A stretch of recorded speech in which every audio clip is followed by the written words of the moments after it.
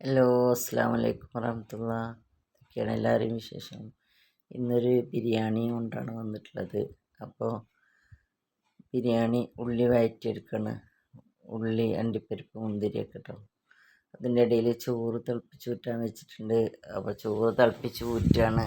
കുറച്ചാണ് കേട്ടോ വെക്കുന്നത്. പെട്ടെന്ന് ഉണ്ടാക്കിയതാണ്. ഒരു അരമണിക്കൂർ കൊണ്ടെന്ന് പറയാം. അങ്ങനെ ഉണ്ടാക്കിയ ബിരിയാണിയാണ്. അപ്പോൾ ചോറൊക്കെ ഞാൻ ഊറ്റി വെച്ചിട്ടുണ്ട്. പിന്നെ ഞാൻ ഉള്ളി വറുക്കാൻ വെച്ചത് വറവായിട്ടുണ്ട്. അപ്പോൾ അത് കോരിയെടുക്കുകയാണ്.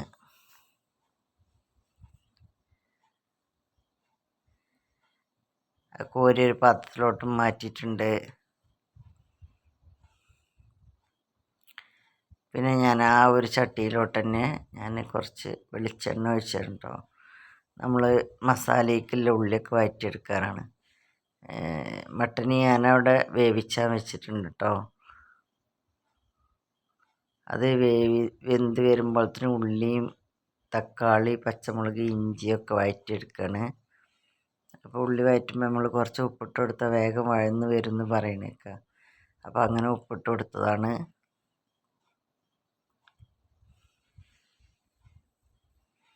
പിന്നെ ഞാൻ ഇഞ്ചി, വെളുത്തുള്ളി, പച്ചമുളക് പേസ്റ്റാക്കിയതാണ് ഇട്ട് കൊടുക്കുന്നത്.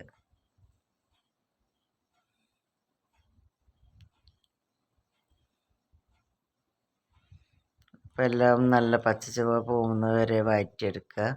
അതിനുശേഷം ബിരിയാണി മസാല, കുറച്ച് മല്ലിപ്പൊടി, മഞ്ഞൾപ്പൊടി, കുരുമുളക് പൊടി എല്ലാം ഇട്ടിട്ട് നല്ലോണം ഒന്ന് വഴറ്റി കൊടുക്കുക. പിന്നെ നമ്മൾ തക്കാളി ഇട്ട് കൊടുക്കുക. പിന്നെ നമ്മൾ പാകത്തിന് തൈര് ഒഴിച്ച് കൊടുക്കുക. പിന്നെ നമ്മൾ അരിഞ്ഞ് വെച്ച മല്ലിച്ചപ്പ്, പുതിന ഒക്കെ ഇട്ട് കൊടുക്കട്ടോ. ബിരിയാണി മസാല ഞാനിവിടെ പൊടിച്ചതാണ് കേട്ടോ. പിന്നെ നമ്മൾ മട്ടന് വേവിച്ചത് ഇട്ട് കൊടുക്കുക. ഒരു 300-400 ഗ്രാം മട്ടനേ ഉണ്ടാവുള്ളൂ കേട്ടോ.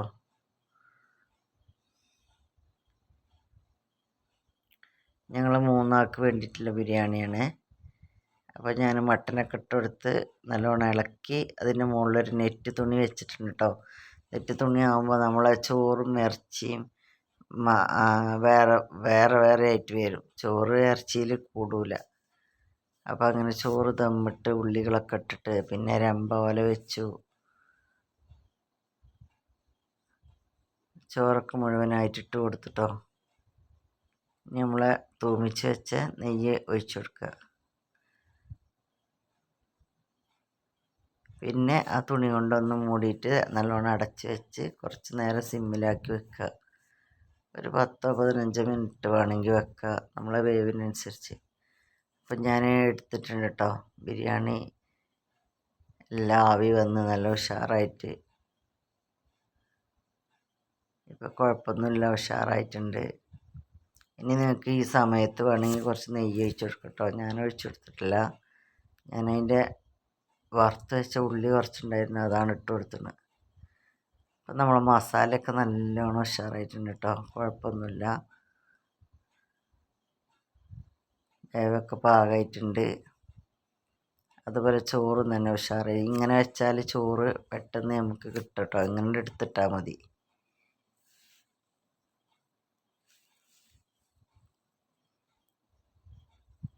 അപ്പോൾ ഞാൻ ബാക്കിയുള്ള ഉള്ളിയും കൂടി ഇട്ട് കൊടുക്കുകയാണ്.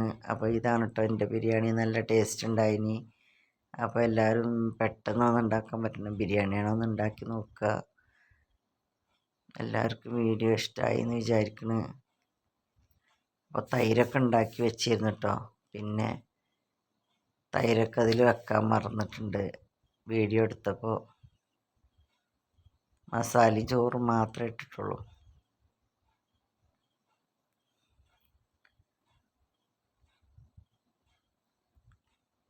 അപ്പോൾ ഓക്കെ, ഞങ്ങൾ ബിരിയാണി കഴിക്കട്ടെ.